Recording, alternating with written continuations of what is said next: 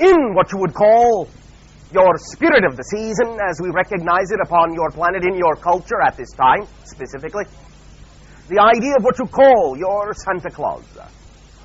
We would like to express the idea of, shall we say, the origin of this idea, and the recognition that there actually, in a sense, and in a certain context, is such a being.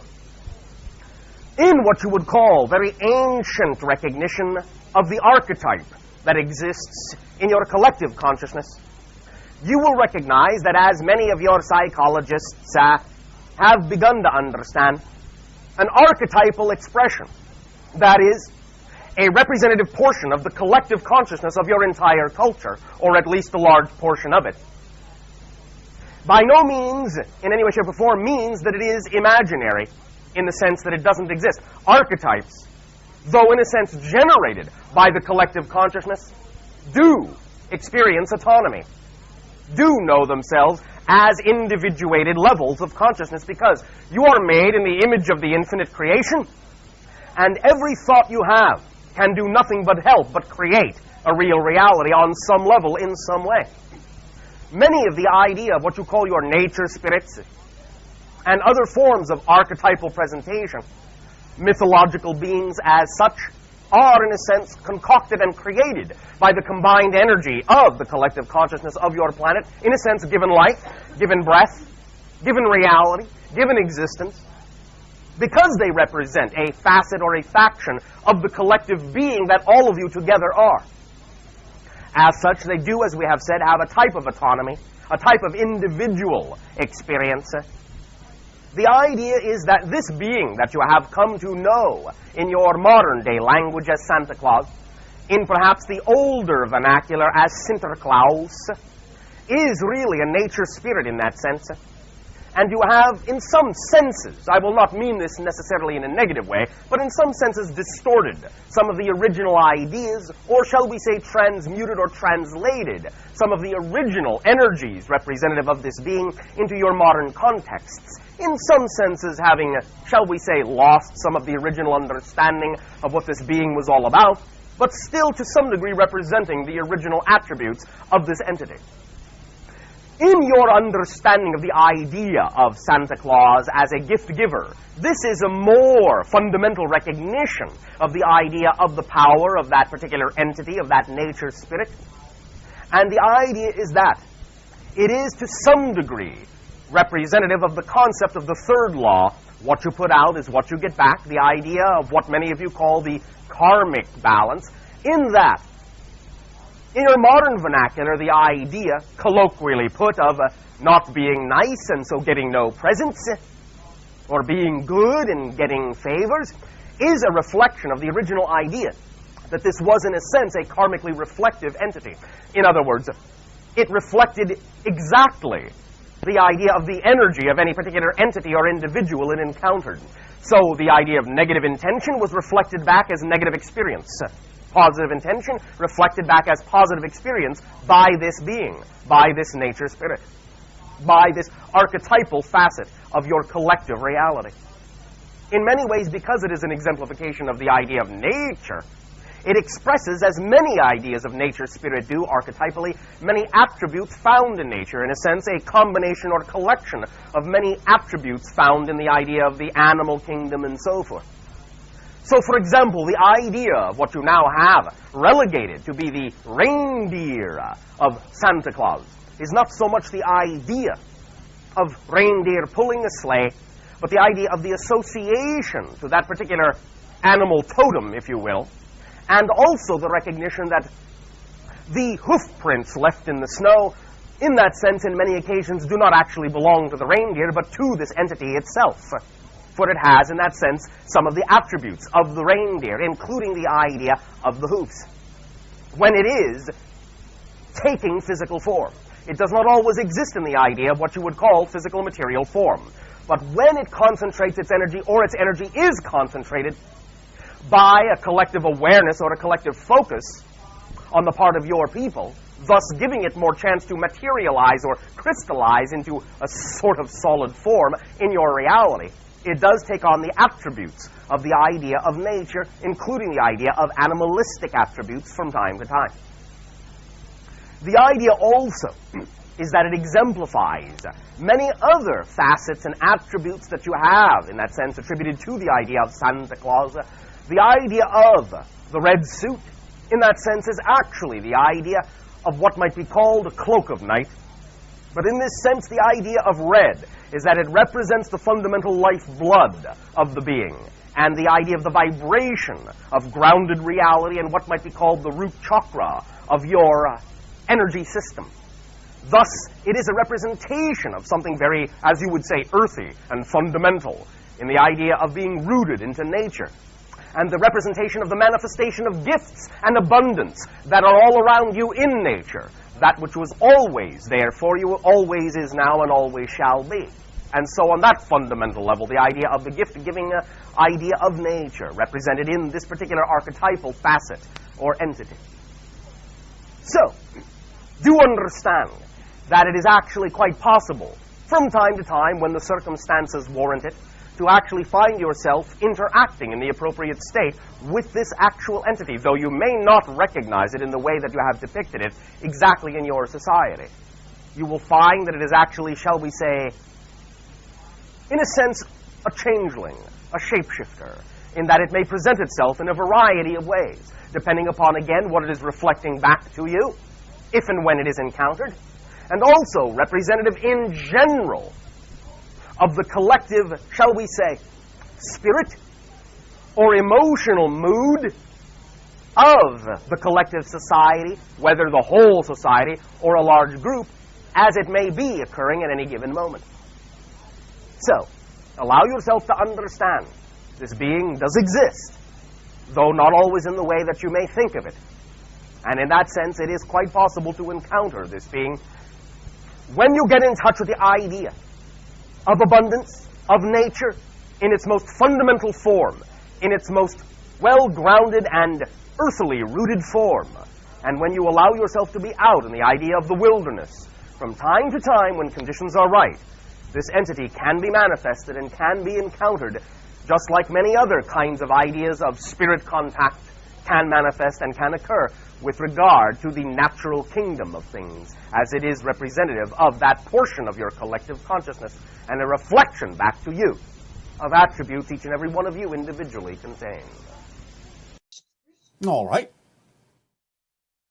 First question is from an individual who is saying their wife passed away last Friday, and the person feels overwhelmed.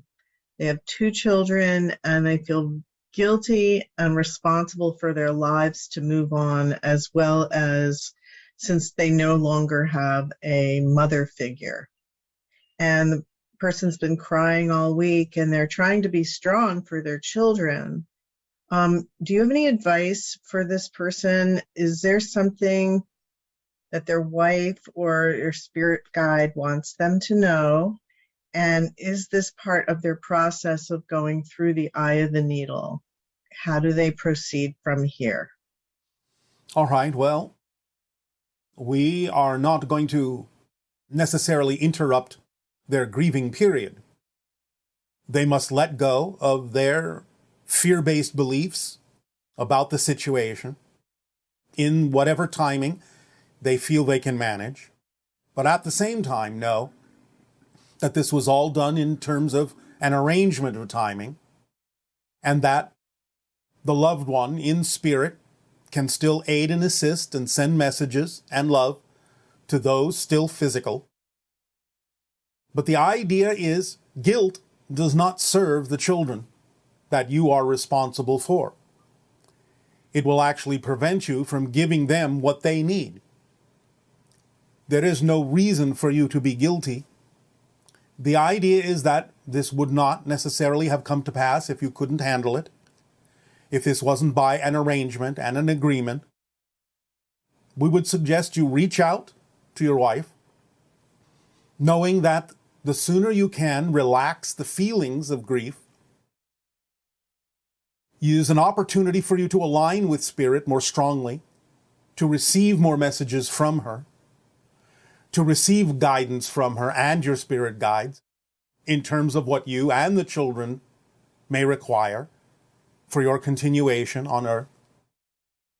And know that she is always with you, unconditionally loving, sending energy, sending help. More likely you will receive these in dream time, but look around with open eyes at the synchronicities in your life, knowing that many of them may be coming from her as messages to you. Relax your heart and open your heart to receive these messages in the best way you possibly can by looking around and being alert and paying attention to the synchronicities that will crop up in your life, allowing you to move forward in an easier way. We would suggest that you take some time for yourself to visit places that were of interest to both of you when she was alive, knowing that in those places that you love to be together in, there may be more receptivity on your part. And even though you may be crying, know that this is a release and a letting go and an accepting, eventually, of the situation at hand that you have both agreed to for the purpose of stretching you and your children towards spirit, knowing that one of the parents is now in spirit, can help you all progress and ascend and accelerate your learning and your lives and enrich your lives in a number of ways. Explore the idea with your children of communication with spirit, for it is as real as any form of communication, and perhaps in some cases even more real, as you understand that term. But work together with the children to open up in beautiful places to the idea that you can receive messages through synchronicity and in dreams, and maybe in other ways as well. And remember her favorite things. For when you do remember her favorite things, again, you may relax and open your heart to receive more information from her. These would be the things for now that we would suggest to help you through this particular period until such time as you yourself become more accustomed to realizing that as long as you consider this to be a loss, as long as you define it as a loss, then you will only continue to grieve each and every time that your wife may actually reach out to connect to you. You will only interpret her energy as a loss and feel more grief.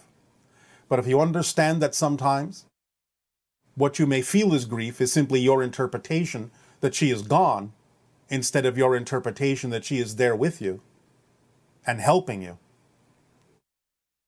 allow yourself to relax that definition so you can receive the help she is giving, the help she is sending, the information she is sharing with you.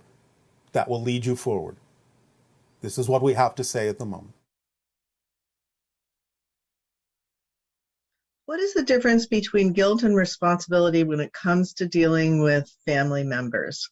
I've tried to maintain the relationships, but they are no longer exciting. Continuing with these relationships feels heavy and burdening, yet I feel guilt for keeping my distance. I, of course, love them, yet prefer to focus on my own self-discovery. Can you help me in this scenario? Now, there are two ways to address this. Number one, if you feel it is absolutely true for you to not interact physiologically with these people because you are vibrationally so incompatible that it simply makes no sense to do so, that is a choice you can make. And again, by doing so, it can be the most loving thing you can do by showing them the consequences of not choosing to match your frequency and maintaining the connection on their part. At the same time, if you truly are in touch with yourself and the vibrational state you know is true for you, then in some senses it wouldn't necessarily matter if you maintain a connection physically with them, because it won't affect you. You will not feel guilty, you will just be yourself, and you will know that you're acting as a living example to demonstrate to them different choices they could make. Whether they choose to do so or not is not the point. The point is that you may give them a choice. You may give them an opportunity to choose something different by maintaining a physical connection and not being affected by anything that is vibrationally incompatible with what you prefer to be. But again, it is up to you to decide when you have reached a limit, when you have realized that they may simply not choose to change and may in fact actually push you away by resenting the idea of what you are showing them. And that might be your signal that physical connection may need to cease. So you need to simply prepare yourself to make a choice by first and foremost getting a stronger connection in yourself about what is true for you. Feeling guilty about this will only connect you more to the vibration you say is incompatible and that you don't prefer. So that makes no sense for you to feel the sense of guilt, because all you're doing is accepting the idea that they resent that you are changing. They resent that you are different, perhaps because it acts as an example to them of things they were not willing to face within themselves. You can act as a living example if you maintain your vibration of preference, but again, you don't have to, because even if you don't, it still serves as an indication to them of what choices they have made and the consequences of those choices relative to maintaining a physical relationship with you. So if they wish to do so, they would have to change. Not that they will, but they would have to do so.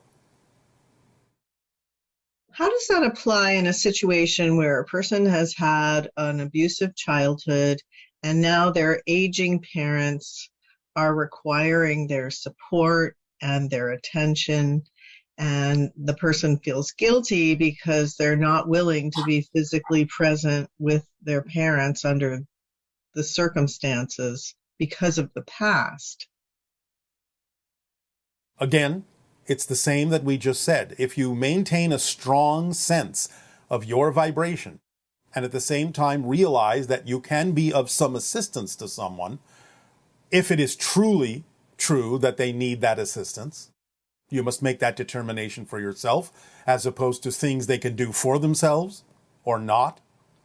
So if you have determined that you have made a familial connection by being born to these people, and that there is something you could truly help them with to aid and assist them in whatever they're going through, whatever process they're going through, and yet at the same time maintain the strength of your connection to who you truly are, then you will not be negatively affected by whatever behaviors they may choose to exhibit, knowing that you are being of great assistance to them if they truly need it, and that is the most important thing, is to demonstrate to them the unconditional love that you know can be expressed by you to truly aid and assist them if they truly require it, and at the same time not be negatively affected by whatever their reactions or responses or behaviors may be in that circumstance and situation. And it gives you an opportunity to practice letting go of the idea of the past, since again, if you realize many of the things we have been sharing with all of you, there in a sense is no such thing. You are recreating the idea of abuse in every moment in the present out of your own need to do so. So discontinue your need to hang on to the idea of the abuse because of your belief systems that you may require it for some reason, that it serves you in some way. And when you let that go, you will be able to stand in the face of great opposition, and you will be able to face those fires with coolness and calm them down within yourself, regardless of what the other people may choose to do. And we've noticed that often when parents get elderly, they get early signs of dementia or behaviors that could be suggestive of dementia. And that part of that can be being abusive and impossible to deal with, in a sense, irrational in their behavior. Is that, again, this idea of stepping outside of the issues of abuse from the past and simply recognizing that the person is not themselves, in a sense? Yes. When they're elderly. Yes, and if they are experiencing the symptoms you have described, they are usually making their transition, whether quickly or slowly, into spirit, but they may be momentarily confused about what is real, because they are bordering two realities, the physical and the non-physical. And therefore you can recognize and excuse their behavior as one of confusion. And again, if you stay strong within yourself and know what your truth is, it will not affect you any more than a stranger making an irrational statement would, because they have become strangers to you and you to them in many ways. Okay, thank you. Yes. Can you talk to us about the inherent guilt surrounding religion? This person says, I was brought up in a Jewish tradition, and it's been a long road in terms of shedding guilt. Guilt if you're happy, guilt if you're healthy, guilt if you're wealthy, guilt if the other shoe is going to drop. I would love for you to talk about untangling this kind of guilt. All right. Well, first and foremost, it's not inherent. It's taught. That's a major distinction to make. And therefore, it can be untaught. It's simply about recognizing whether or not the guilt serves you. As we have talked about the motivational mechanism, please do remember, you absolutely do nothing that you don't believe serves you in some way. So this is about really doing an honest, deep investigation of what it is you believe you're getting out of having the guilt. What does it allow you to experience or not experience that makes you feel safer in having it than in letting it go? This requires a very deep and honest investigation of self in order to admit that if you're holding on to guilt and keep repeating it, no matter how much you were taught it, if you're now able to discern the difference between guilt and freedom, guilt and love, then you have the ability to dive into your motivational mechanism and ask yourself why you would be motivated to continue to perpetuate something if it doesn't really serve you. Because the only way you would keep feeling it is if you believe it does. So it requires a lot of transparent self-investigation to ask the question, what am I getting out of continuing to hold on to guilt? There must be something about holding on to it that makes me feel safer than the alternative. And if you're willing to investigate and go down that path, you will eventually be able to pick it apart and figure out why you're holding on to the guilt, because you think there's some advantage to doing so. Otherwise, you would not feel it at all. How can we be at peace with the idea that we may have hurt, wronged, or made mistakes with others along the way on our learning journey? How can we release those feelings of guilt and regret about the impact we've had on other lives that may have been negative so that we can move forward in a more aligned way? Well, the idea is self-forgiveness and the recognition that if you know you made a mistake, so to speak, and are willing to correct it in your own energy and not make the same mistake again and not be abusive to other people in that way because you recognize it is out of alignment with who you prefer to be, then you have corrected the energy and there's no reason for guilt. Guilt perpetuates the idea of the misalignment. So why would you hold on to the idea of misalignment if you recognize that you were misaligned and don't prefer to be misaligned anymore in your behaviors and actions? Why hold on to any remnant of the misalignment, which you would experience as guilt if you truly wish to move forward? If you recognize you were misaligned and have a desire to realign yourself and correct the mistake in some way, shape, or form, then there is no vestige of guilt that would remain if you've actually done that. So you can't really move forward until you accept that you made a mistake and now you wish to correct the mistake and the energy within yourself and bring yourself back into alignment. And along those lines, are there any experiences that are more or less spiritual than others? Is it possible to do a good, bad, better, or worse job with our lifetime? And is there really a mistake? Can we really get this wrong? A lot of these ideas perhaps bring about a lot of self-judgment, so that's why this person is asking the question. Ultimately, no. You are not judged by all that is or anything except yourself. Ultimately. But there is still the ability to recognize what it is you prefer, what it is you don't, what it is that is vibrationally representative and compatible with who you prefer to be, and when you are in alignment or out of alignment with that. That is the only thing that could be considered a mistake, even though it's not meant in the traditional sense. In other words, a mistake is simply a recognition, an alignment energy that allows you to recognize that you may have been out of alignment with who you really, truly, at your core, are and prefer to be. Oneness and alignment and harmony with all that is.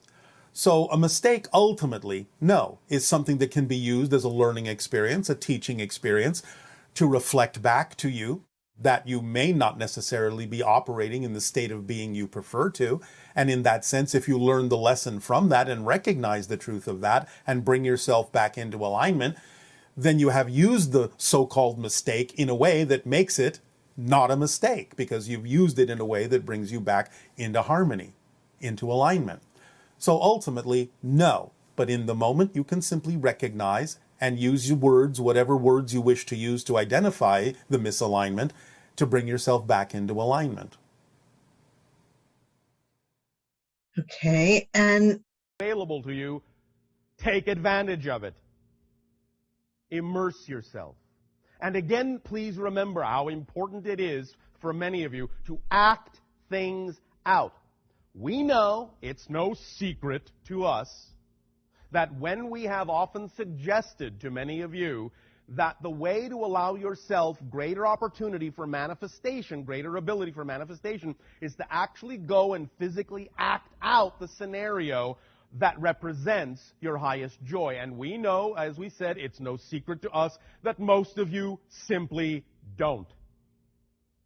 Why not? That's the question. That's the true, honest self-assessment that really needs to be investigated.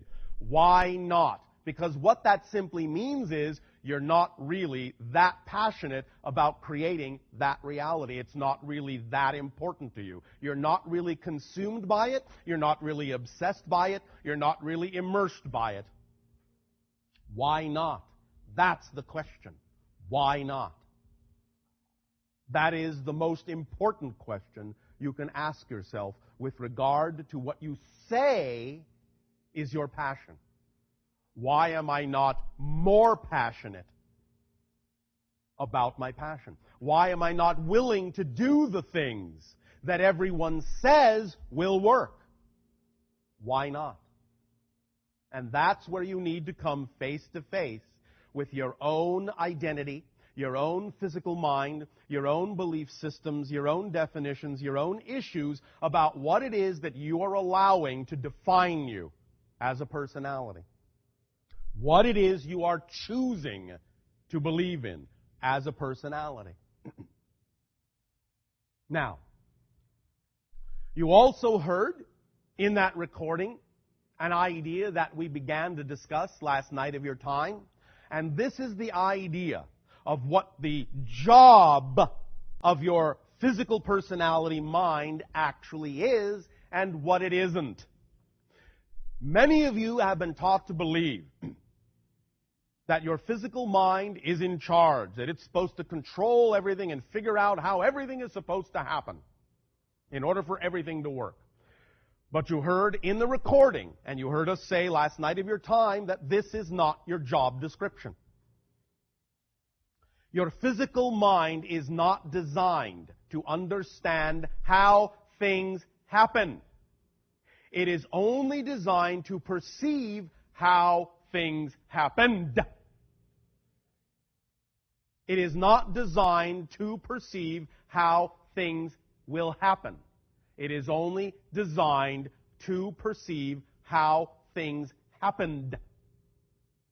The higher self, that level just above physical reality that is also part of your personal being, is the level of your being that has the ability to understand how things happen. And that's why you heard us say, and the secret say, you don't have to worry, you don't have to focus on how something will come about. There is no way for you to know. It's not within the capacity of your physical mind to know that. It's only within the capacity of your physical mind to see how it did occur, but not how it will occur. The knowledge of how it will occur comes from your higher self, not from your physical mind. As we said last night of your time, again, pay attention, very crucial. The higher self conceives. The physical brain receives. The physical personality mind perceives. The physical personality mind does not conceive of anything.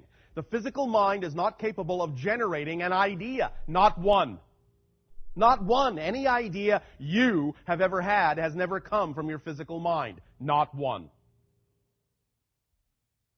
It can only perceive the result of the idea that was received by the brain from the conception of the higher self.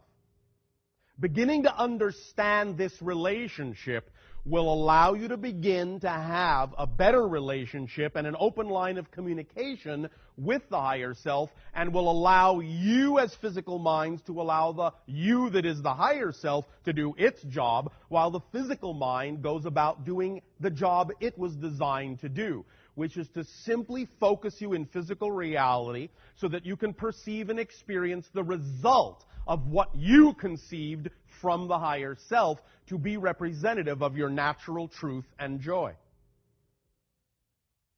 So, this knowledge and this understanding and this relationship can allow you to relax and not feel like you have to do so much.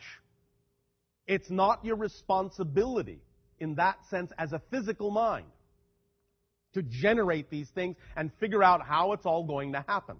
As we said last night of your time, we recognize that the physical mind, if it is taught to think it's in charge, can get caught up in the idea of attempting to repeat how something did occur, thinking that what it is perceiving is actually how the next thing needs to occur, when in fact it's not.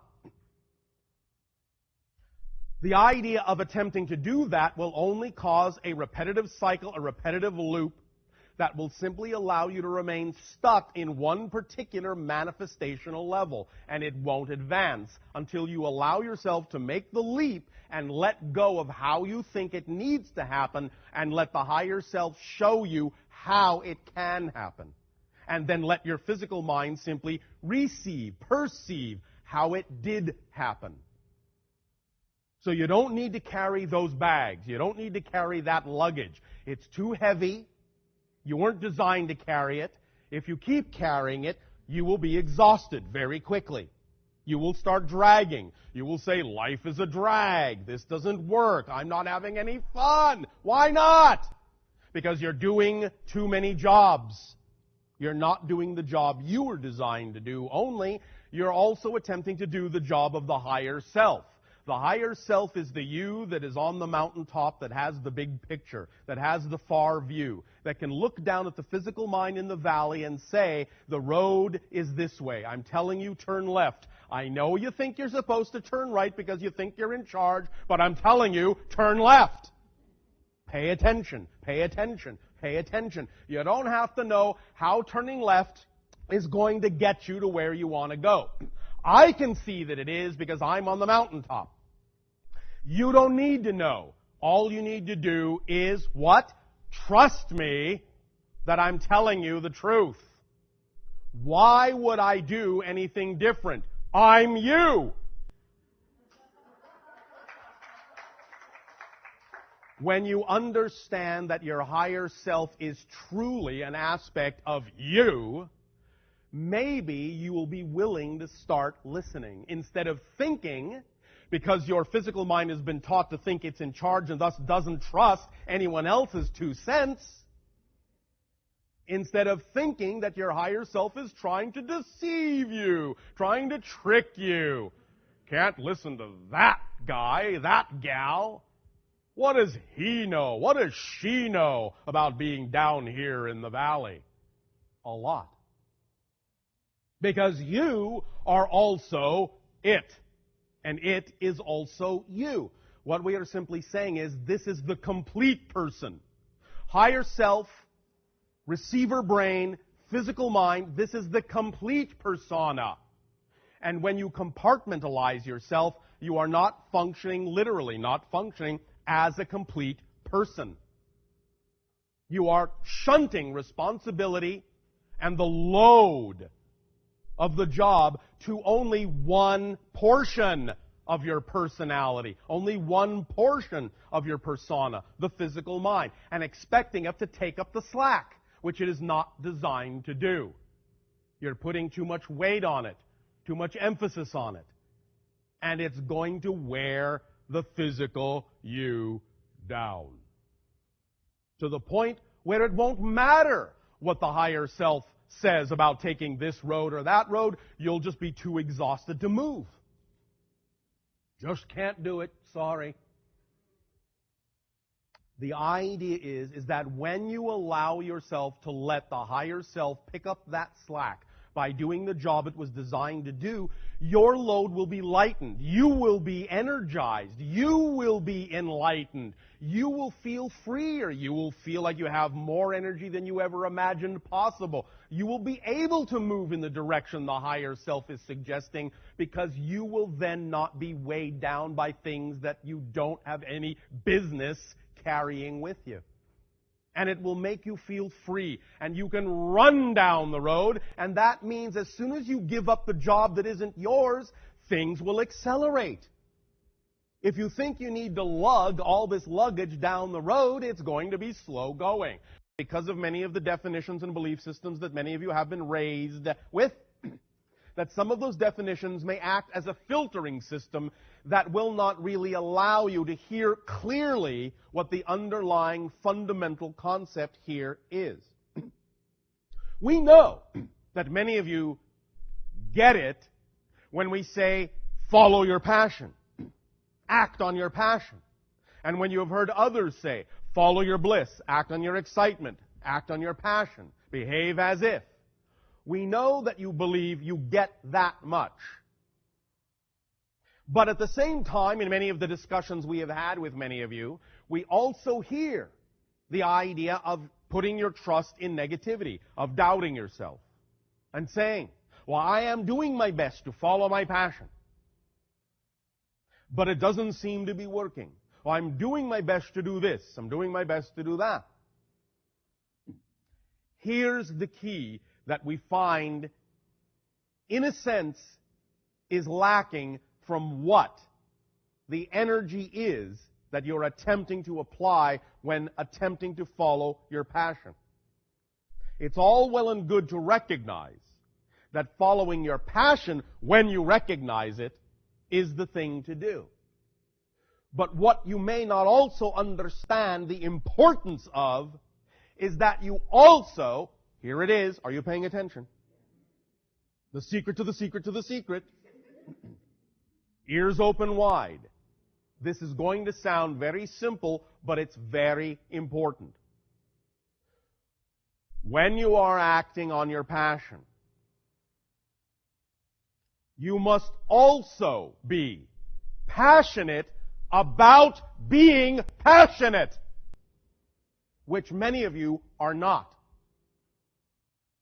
When you search for your passion, and then you find something, or you recognize the idea of looking around at any given moment for what excites you the most at that moment, and many of you make an attempt, many of you make an application, many of you do an act, there will still be, according to many of your belief systems, those moments when you go back into, when you choose to go back into many of your negative beliefs, many of your negative feelings, many of your negative thoughts, the things you don't prefer. And this is where it is most crucial to remember that you must also be passionate about being passionate in order to really allow your passion to work. And what this simply means is you don't ever give up. You, at any given moment that you feel yourself waning, look around and use your imagination and create for yourself in that moment an action and a behavior that will take you back into your passion. You must, in that sense, exhibit passion in order to create passion. This is how you bootstrap yourself up the vibrational ladder. To put it in another way, you have heard us say, you have heard them say, when you have a vision, when you have a dream, when you have a picture, when you have a visualization, act it out as best as you can. Do all the things as best as you can to allow yourself to create the frequency of the reality you prefer, even if it isn't literally, physically manifesting yet.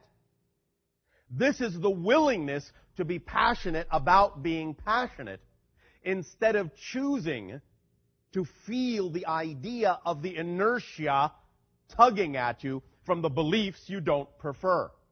The willingness to act differently regardless of the recognition that you have those beliefs. For example, when you see someone who is truly driven, truly passionate about something, about some career, about some reality, about some idea, you literally see that they are hungry for this manifestation.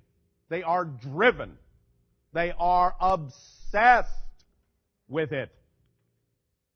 The idea is to become obsessed about being obsessed. To do the things themselves for their own sake of creating passion that will then allow you the opportunity to take that and create the vibrational state necessary to attract what you prefer. So, as we said, here's an example.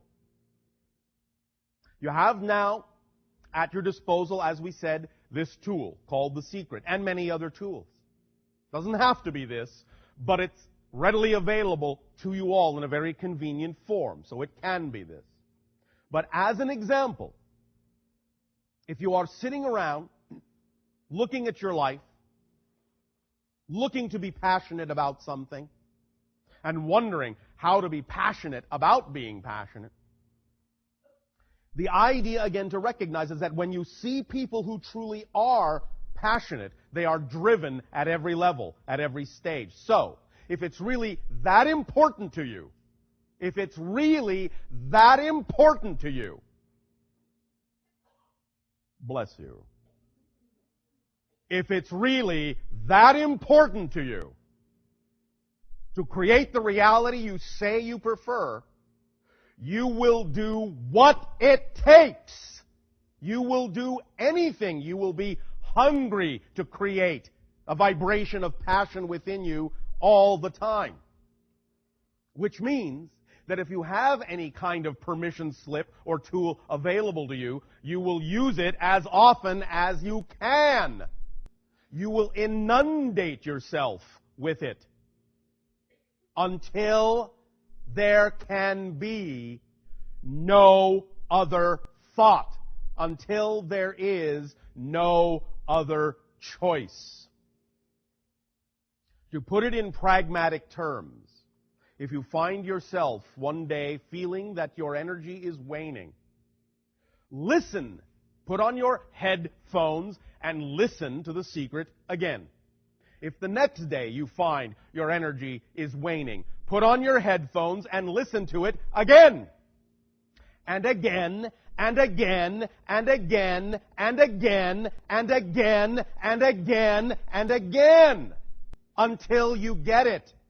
Until it sinks in, until it becomes second nature, until it becomes your first thought, until you don't think any other way. Inundate, immerse yourself in all the things that are of that nature, to the exclusion of all other techniques, all other offerings, all other tools.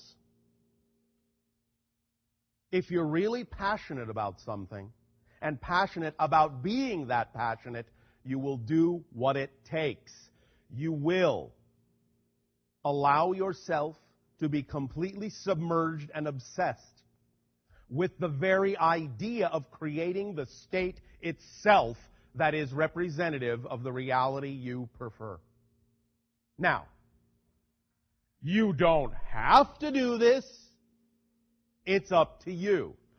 But what we are saying here now, and what we will be repeating throughout this particular transmission, is the recognition that whatever stage, whatever level of frequency, whatever level of commitment, whatever level of drive, whatever level of hunger you decide you choose to have for being passionate is completely what will determine the level of reflection you get, the level of effect you get.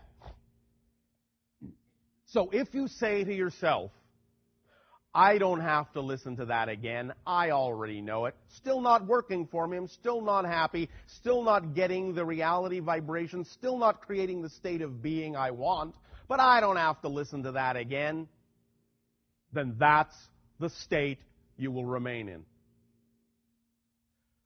When you remember a time when you became passionate about something, anything, you couldn't get enough of it. Every day, every waking thought, you ate it, you drank it, you breathed it in. You looked for anything that had to do with that thing, to learn more, to feel more, to absorb more, to immerse yourself, surround yourself more with that idea. The idea is that in and of itself, that activity in and of itself of immersing yourself in a passionate state is paramount, is very important to the generation of attracting all the things that are then representative of that passion. So if you're not going to be passionate about being passionate, you are going to remove for yourself a very strong stepping stone, a very strong connective link to attracting the things themselves that are representative of your passion. Does this make sense to you? All right.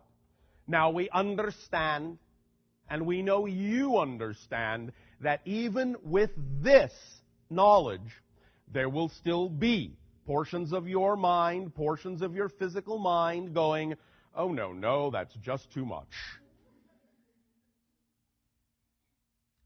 So be it.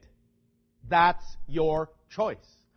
But we are here to tell you that everything you need to know and everything you have learned from us is being restated in this work, and you have it.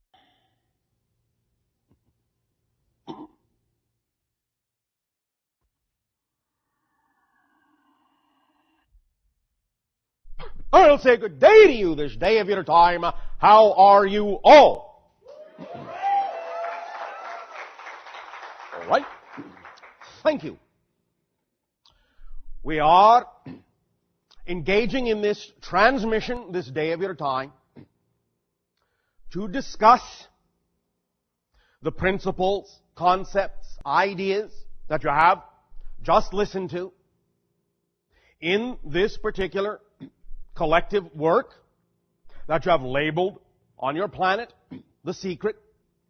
We recognize that many of you have listened to this work. Many more will be listening to this work. This, of course, for many of you familiar with us, will contain many ideas and principles that will be familiar to you. Concepts that we have discussed and many other beings have discussed in a variety of ways for many years. Regardless of what might seem to be slight terminological differences, slight variations in presentations, you can sense, if you pay attention, that the principles are identical.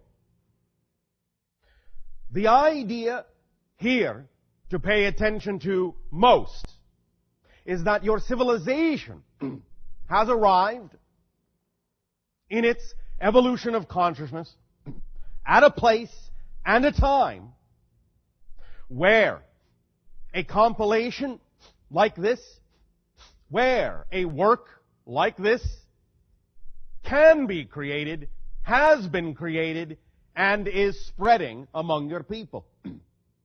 This simply indicates that you now have at your disposal, at your fingertips, a tool that you have created collectively from your collective consciousness that is designed, as we spoke of last night of your time, to function as a very, very strong and general representative permission slip to allow you to give yourselves permission to become more of who you are. In listening to that recording, the idea is to allow yourself to treat it, if you will, as a meditation, and to allow yourself to recognize what is familiar and to lock onto what is not and incorporate those ideas in one overall comprehensive and cohesive arrangement of these concepts that have been being discussed for many years. We congratulate your civilization for having arrived at a place where now this kind of idea can be produced in your society and can be met with resounding reception, for many, many beings find themselves attracted to this. And you have seen this demonstrated on many levels of your media, where this idea is not only talked about in this format, but you are witnessing many other similar formats coming up from many different people who now are also recognizing these ideas are at the core of how to attract, how to create, how to manifest, how to experience the reality you prefer, that you believe is most harmoniously aligned with the being that you prefer to be, with your true natural self. There are no discrepancies between this work and anything we have said. If you feel that there are, this is simply terminological and semantic. We recognize that they may be using slightly different words, but in your soul and in your heart, you know they are saying exactly the same thing we have been saying for 23 orbits of your time. The idea is that when they say, your thoughts will create this, your thoughts will create that, you know what they are saying is, your beliefs are doing this. Just because they use the word thought does not mean the concept is different. Do not make a difference where none exists. This is our first recommendation. When you listen to these ideas, allow yourself to bring to bear what you know to be true, and apply the interpretation necessary to bring the way they are saying it into focus and into alignment with what you know to be true in principle. It doesn't matter that the words may be slightly different. It's the same idea. Identical. Identical. Now, the one thing that is also additionally wonderful about this is that you now have this available to you on a daily basis. And we would suggest that for those of you that may feel that you find it difficult to, quote-unquote, maintain a connection with these ideas, we would suggest that you avail yourself of this tool every single time, any single time you feel your focus waning, you feel yourself doubting, you feel yourself creating negativity, you have this now at your disposal in what for you is a technologically convenient form. And here really is the crux of the issue. How interested are you in changing your life? Really? Because again, as was said there, and as we have said for 23 orbits, your behavior, your actions are the key. You have heard in the segment that you just listened to, the individuals say, well, here is the secret to the secret. And they then discuss the idea about state of being, that you can simply choose to be happy for its own sake. And you can. We have said this many times, without needing any other reason to do so.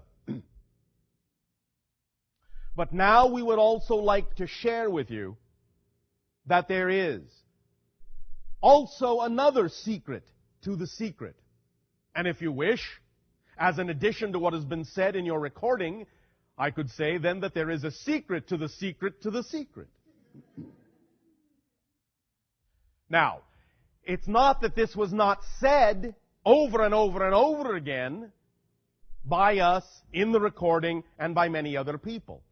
But it was said in ways that may not allow you to recognize it for what it is. It was said in general ways. It was said in illustrative ways. It was said in anecdotal ways. But now we are going to tell you very plainly. There is an underlying concept here that many of you may be missing out on because it hasn't been said plainly. Because we understand that when you drop what isn't yours, things will speed up because now you're not carrying extra weight. Things will accelerate. The paradox here is that because the physical mind has been taught to think it's in charge and has to figure out how everything is going to happen, it actually slows things down, even in the face of wanting things to speed up. It's doing exactly the opposite of what it actually really wants to have happen by taking on too much weight. So by letting that go and allowing yourself to function as the whole being and trusting the how to the higher self and not thinking about it, not worrying about it in the physical mind as to how you're going to get where you know you want to be, then you will allow there to be balance on all levels of your being. Things will flow in that positive direction representative of your natural self because you will be behaving as your true, interconnected, holistic, natural self. This, when people talk about the idea of letting go, when they talk about the idea of surrender, this is what they're talking about. Simply surrender to being who you actually are instead of who you've been taught to think you're supposed to be. This is what you are now realizing in this new age of transformation on your planet. That you're not alone. That the compartmentalized you that you heretofore thought was the totality of your being is in fact nothing but a small piece. And that you actually have other portions of yourself that you could be using, that you could be allowing to carry some of the load with you, but which you have refused to believe can happen because of the way your personality mind, your physical mind has been taught to think about what it's supposed to do, about what its responsibilities actually are. And thus then, once the physical mind has taken on this much weight, has taken on this much more job than it was designed to do, and it feels tired, and it feels stressed, and it feels weighed down, what's the next step after that? Victimization, resentment. It starts dissolving and devolving and breaking down because it cannot carry the load. And once it starts breaking down, thinking this is supposed to be working and it's not, it now feels betrayal from the universe.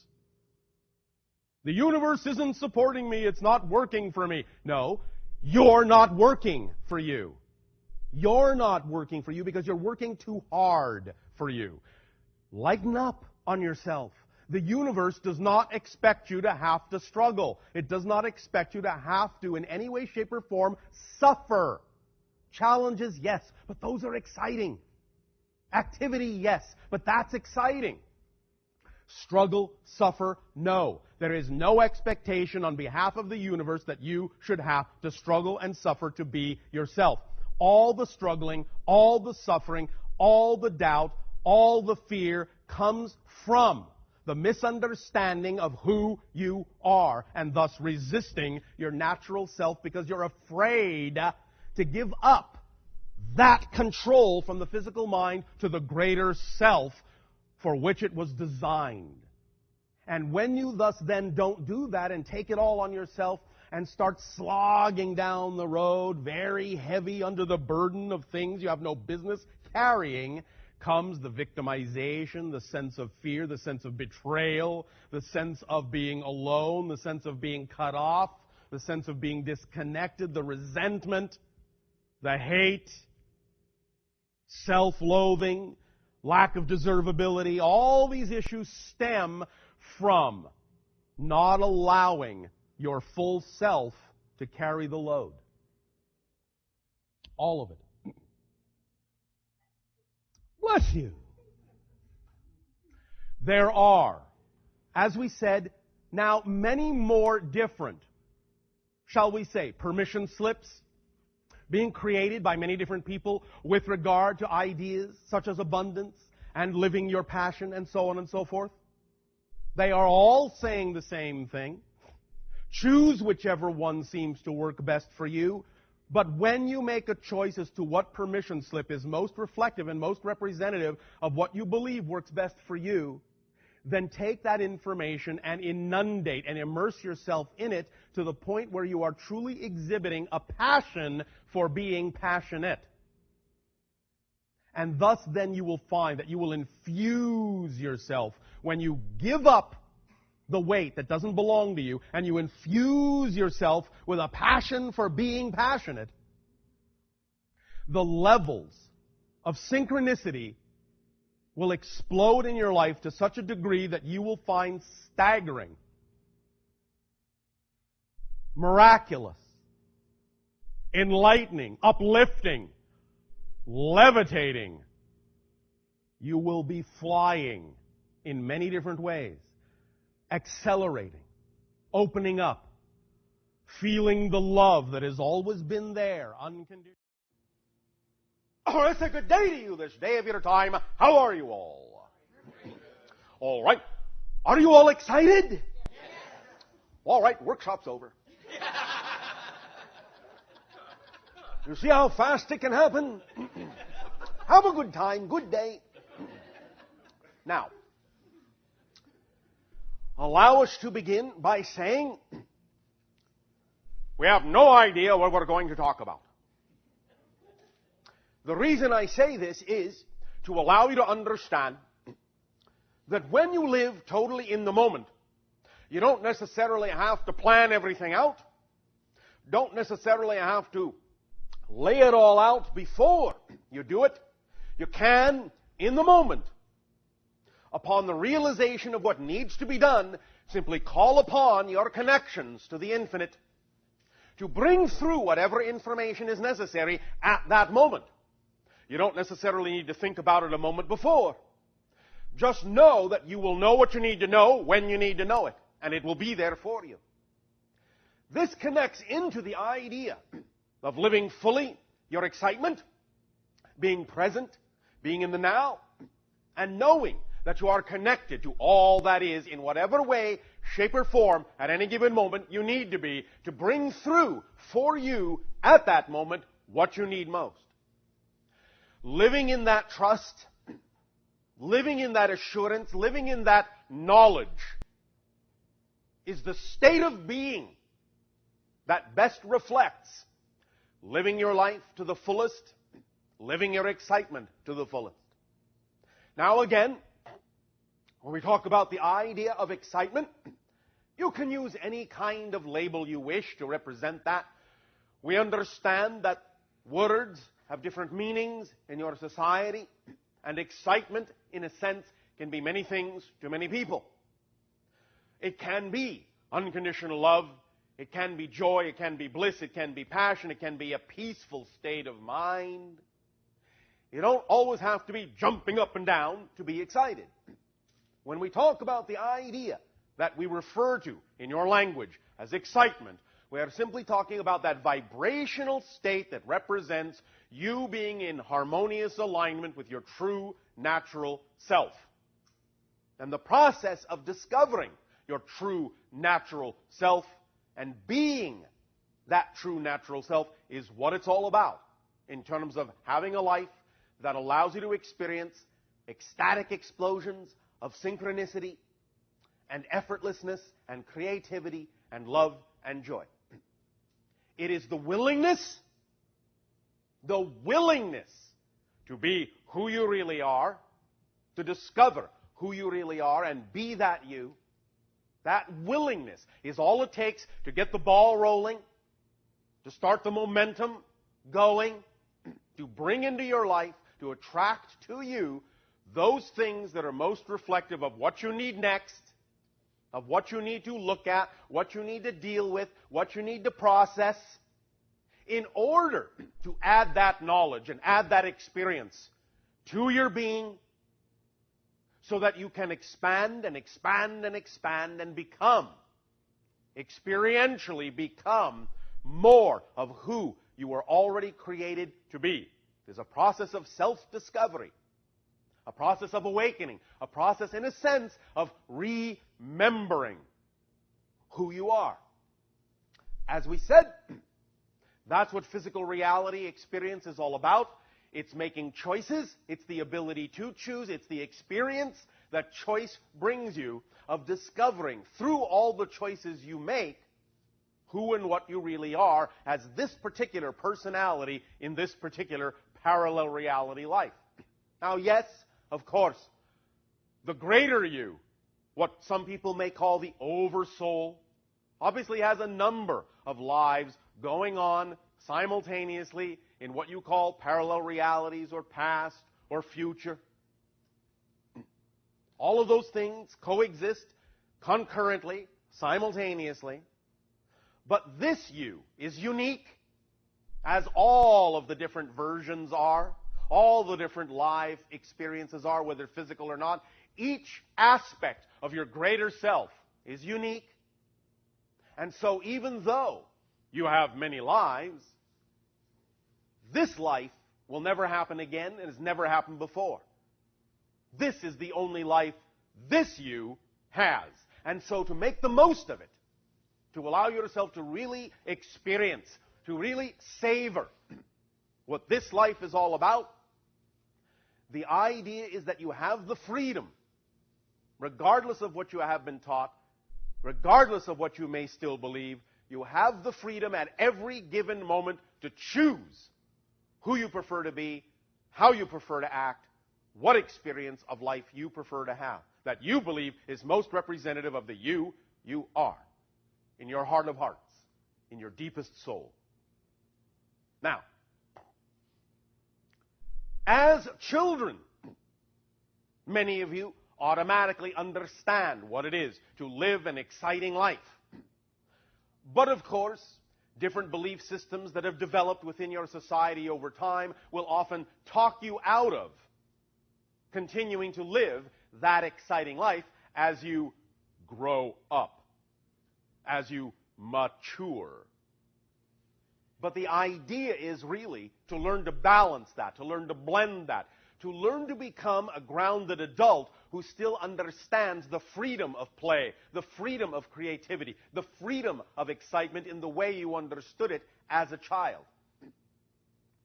So it is allowing yourself as an adult to rediscover how you can integrate that excitement, that childlike attitude, that childlike gratitude for every moment of the day, for a total appreciation of your life in a way that is natural, in a way that is second nature to you, actually first nature to you. So that you can know with assurance that as you move through life and as you make decisions and as you make choices, You are constantly, constantly, constantly supported in whatever choice you make it. You are never not supported by the universe. And this is the first element we wish to drive home with you with regard to the idea of living an exciting life, is the understanding and the realization you are never not supported by the universe. Totally. Many of you can create an experience as if you are unsupported in a variety of categories and ways, but all that is happening is you are being supported in what might be a negative belief. The universe does not judge.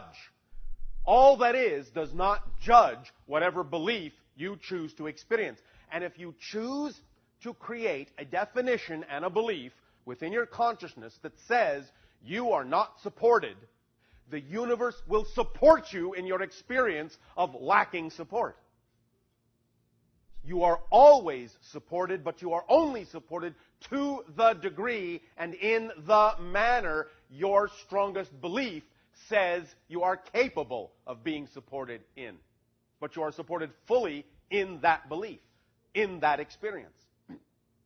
Every single belief, as we have said, contains, in a sense, a mechanism that reinforces that belief. It creates a self-fulfilling reinforcement mechanism. It has to, by definition. If beliefs did not contain self-reinforcing mechanisms, you would not be able to have discrete experiences in physical reality. You would not be able to have a particular experience of a particular belief without other beliefs leaking in. And this is, to some degree, one of the things you are learning to transform, is the idea that you can have an overriding belief. An overriding belief that colors all other beliefs, that beliefs are easy to change, instead of an overriding belief that beliefs are difficult to change. The overriding belief that beliefs are difficult to change is part of the paradigm of the belief itself that is there so it will be reinforced so you can have that experience that the belief creates. But now, in your age of transformation, you are learning you can replace that overriding belief, that program, that equation, with another one. That beliefs are easy to change. So that you can simultaneously, shall we say, experience to whatever degree you wish to any particular individual distinct and discrete belief, but at the same time always leave yourself a key to unlock from that belief, should you desire to do so when you are done with that scenario. This, in some sense, is the malleability, the flexibility that is required as children have it to shift very quickly from belief to belief to belief to belief, from experience to experience to experience to experience, creating a life that can go at any given moment in any direction whatsoever. So that you understand that every single moment is a zero moment and is absolutely not connected to the moment that was there before it, unless you believe it is. And that's the key. At every moment, you have the absolute and total ability to reinvent yourself, redefine yourself wholly, completely, and become a completely different person. That is another thing that it helps to begin to realize, fully realize, when it comes to living a life of high excitement, is that every single moment you actually are literally a different person. And the person that was there a moment ago is not the same person. And even though you may look in a mirror and see what you think is the same face that was there a moment ago, that is just an illusion of continuity that you are creating for convenience sake, so that you will not be deemed crazy or insane by your fellow members of society. But you could create such a distinct difference in the person from moment to moment that when you look in the mirror, you would actually see a different face every single time you look.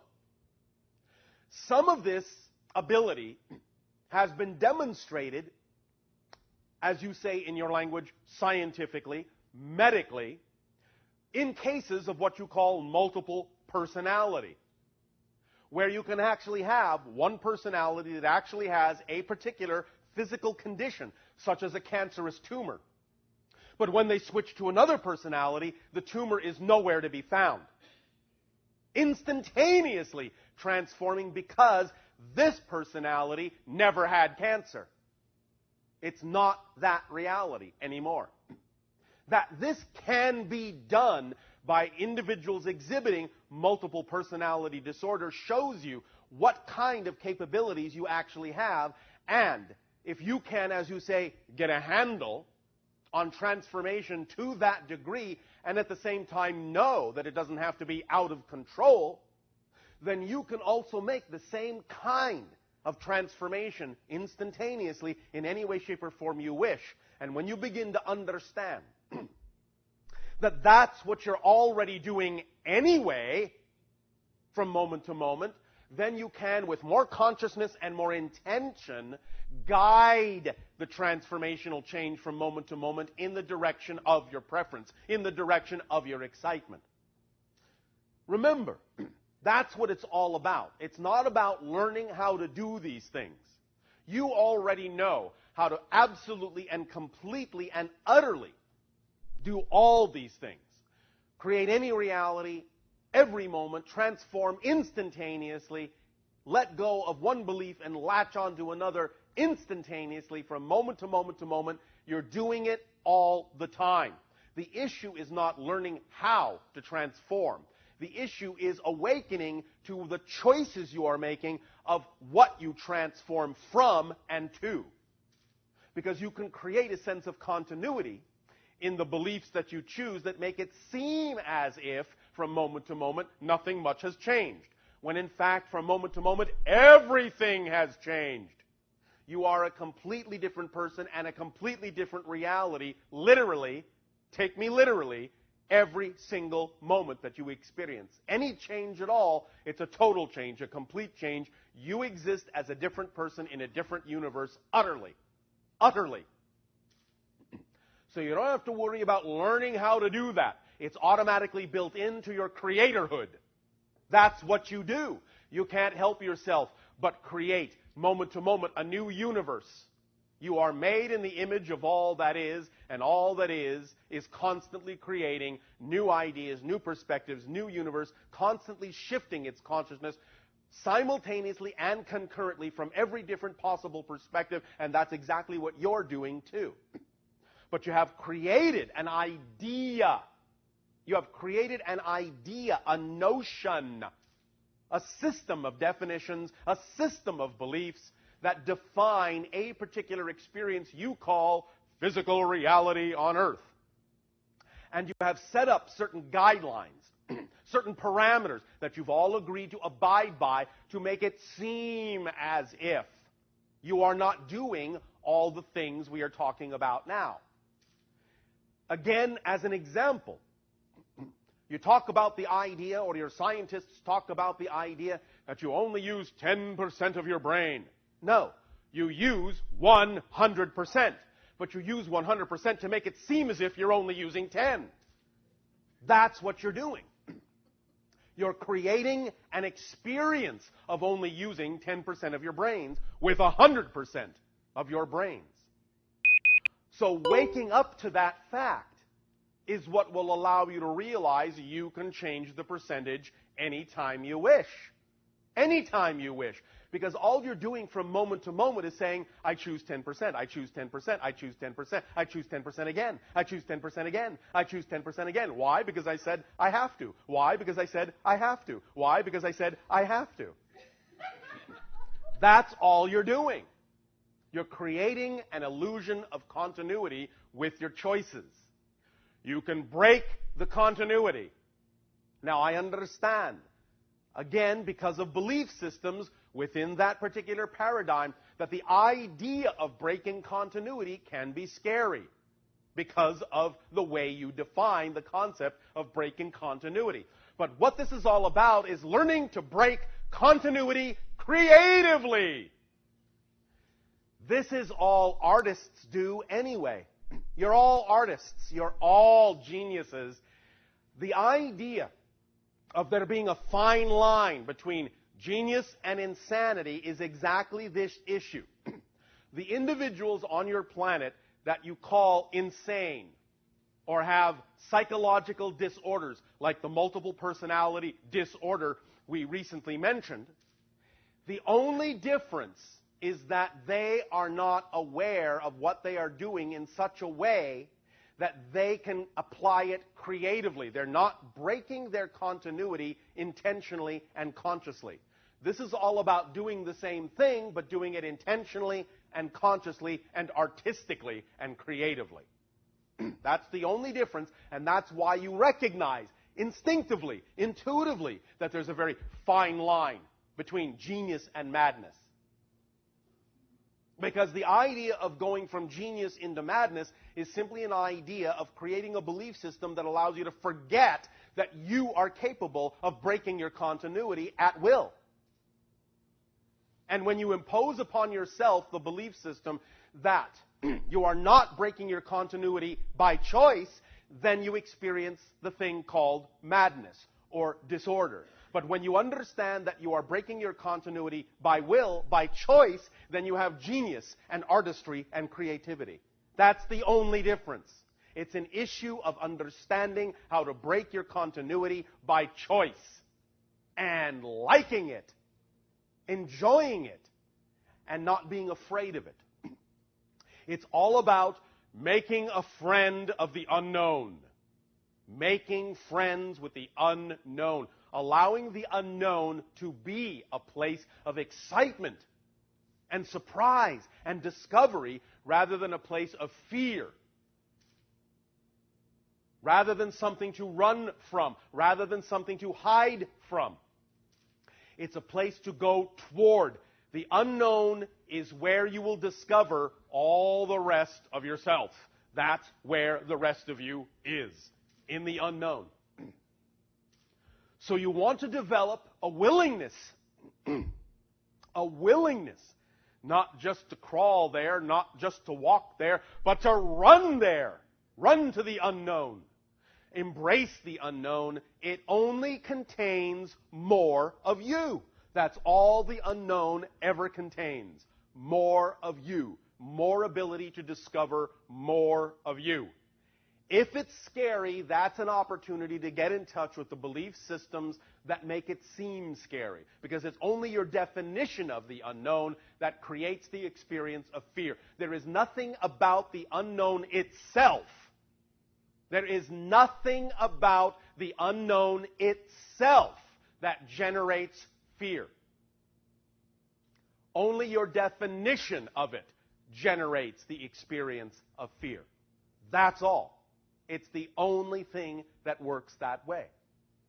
So, embracing the unknown, making choices at will to break your continuity creatively will begin to allow you to truly experience what you have for a long time called magic, where one moment does not necessarily have to appear connected to the next, where your space-time reality begins to get very slippery, and you can all of a sudden begin, if you have not already begun, to experience such things as winding up somewhere and having no idea exactly how you could possibly have gotten there, getting somewhere in an amount of time that heretofore would have been impossible to get there in, and all sorts of experiences like that where you suddenly realize that you can do without some of the intervening continuity moments. The ideas of teleportation, the ideas themselves of shifting in time, the idea of expanding your awareness to many different lives and parallel dimensions of reality, all come from the willingness to break your continuity creatively. Now, up to this time in your history, it hasn't necessarily served you to do that, except perhaps now and then in a very random way when it served some particular purpose in some particular person's life. But now, in this day and age, the idea itself that you are in a day and age of transformation, allows you to consider many more options, many more possibilities of what you can experience physical reality to be. Physical reality is very flexible, very malleable. Remember, it's just an illusion. It's just a mirror. It only reflects back what you give off. So just as your reflection in the mirror really has no substance, physical reality itself really has no substance and is, in that sense, a true will-o'-the-wisp. It will take its form only from what you believe it to be, only from the solidity you impart to it with your definitions and your meanings and your beliefs. It is no more substantial than that, no more substantial than your idea of it. What is real is your experience. That's reality. Experience is reality. Reality is experience, not the things that are the props of the experience. The experience itself is who you actually are, is what you actually are. You are consciousness experiencing itself from all the perspectives it can. That's what creation is. Consciousness experiencing itself from all the perspectives it can. That's it. That's what reality is. And when you begin to get a handle on that, when you begin to be willing to break your continuity with that intention in mind, you open up a myriad of possibilities that heretofore were not experienceable in physical reality, because you are redefining physical reality itself. We have long said, and we will repeat this if necessary, we have long said the process of shifting, the process of ascending from one dimension or one reality to another is the process of realizing that you actually are the reality you previously thought you existed in.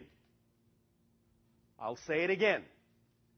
The whole concept of ascending, the whole concept of moving from one reality level, one dimension, one density to another, is the result of realizing that you actually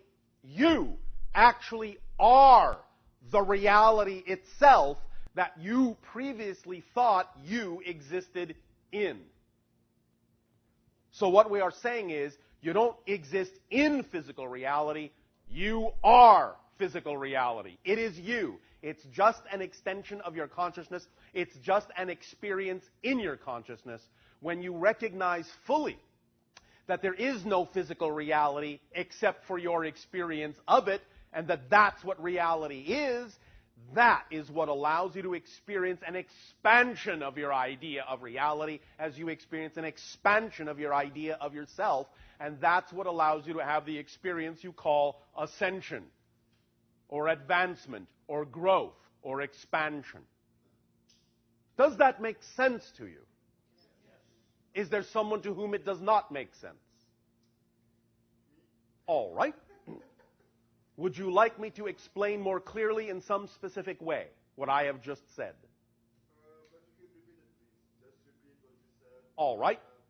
Different words, maybe. All right.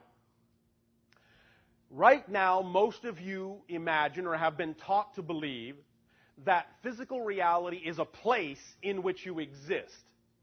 You understand? You are being taught that physical reality is a dimension, and that somehow you, as an individual, exist inside that dimension. But you don't. The dimension exists inside you. It's just an idea. There is actually nothing out there. There is no out there. That's an illusion. It's a projection. It's all going on inside your consciousness. Does that make sense? So when you understand that you are not in physical reality, that physical reality is in you, that awareness in and of itself, that moment of being aware of that in and of itself, is the experience of expansion and ascension to a different level. Does that make sense? Does that help clarify it sufficiently? Or is there something else you wish to explore about this concept before we go on? Well, I guess it does, but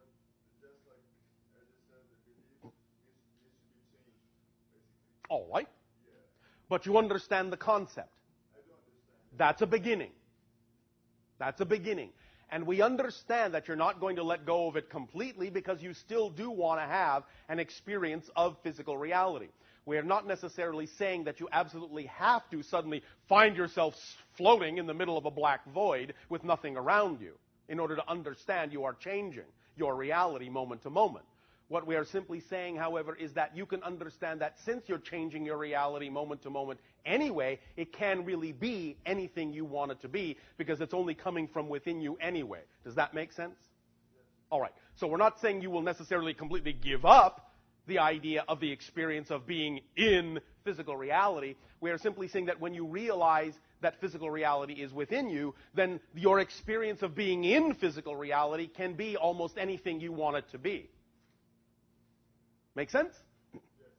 Now, the other thing that you will all tend to do is, of course, you will do this changing, you will do this transforming, you will change your physical reality experience at a rate that you believe and in a way that you believe is not only comfortable for you, but in a way that makes sense for all the people you are connected to in your life, because you want to retain some degree of the experience of continuity in order to have the experience and share the experience. You follow me? So, you will move at a rate, you will do it in a way that best suits you, best serves you, and best serves all those around you with whom you have made agreements to move forward with at a certain pace. So some of you, let's say, within any particular group arrangement, may move a little bit faster than others, may change your reality a little bit more quickly, a little bit more effortlessly. Some may change a little less quickly, a little less effortlessly. But within that whole family group, within that whole arrangement, you will generally move together at a certain rate, at a certain pace that benefits you all, because that's the agreement you have made, is to help each other learn to do that by reflecting to each other what is going on within the group with regard to changing your reality, so that each member can decide for themselves how and how fast to change their reality or to be aware of the changes they can make. So some of you will do that as well, and that will form a kind of a regulating speed for how you do it. That does not mean, however, that you are limited by that. At any moment, you can change your idea of what you want to do with regard to those agreements, and you can go a little bit farther ahead and come back. You can do anything you want. Anything you want. Choice is always available to you. We have talked about before, and we know many of you are familiar with, a series of books that exists on your planet called Conversations with God. Yes? Yes. In what you call the latest book, there is an understanding and an explanation that fully illustrates what we are talking about in terms of having choice at every moment. It is explained very clearly in that book that even after you physically die, you still have a choice to not go on into spirit, but to pick up your physical life where you left off and continue. You do not have to physically die until you want to. This immediately, of course, in many of you brings up the question, well, if you can always come back, then why didn't so-and-so come back? Because they were done. Because they made a choice to go on. But you are always given the choice to actually continue the life that you just died in. You may or may not choose to remember that that's what happened. Those that might choose to remember or experience some idea that something different is going on may remember it as some kind of a continuity glitch or a dream about dying and then suddenly waking up and going, well, that was just a dream, when in fact it may have actually happened in physical reality. and you died and were given a chance to simply go back and pick up where you left off and only remember having died as a dream, so that you retain some idea of the experience, but not in a way that interrupts the flow of the physical reality you wish to continue. You do not even have to physically die if you don't want to, even though you may die, and even though many of you have actually physically died many times. You may not know that you have. You have choice at every moment, even after death, to not die, to continue that life if you want to, or to go on to something else. You are that free. And many of you have exercised that option a few times. Sometimes when you are in what appears to be an approaching accident, and you think, there is no possible way we could get out of this, but then suddenly you find that somehow you got out of it, you may realize that you didn't get out of it.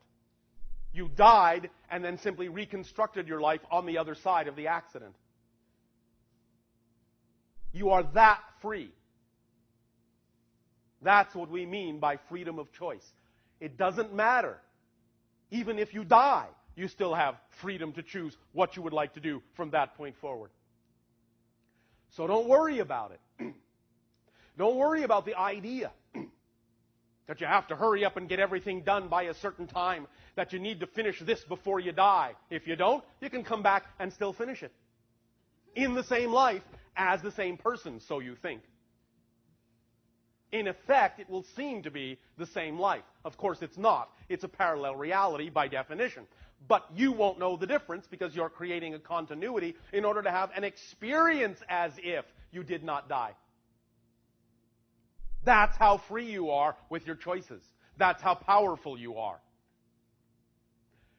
Knowing all of this and applying it to your life on a daily basis is what will allow you to really begin to feel in your soul, in your heart, in your bones, in every cell of your being, in every fiber of your body, really begin to feel what it means to be free to choose.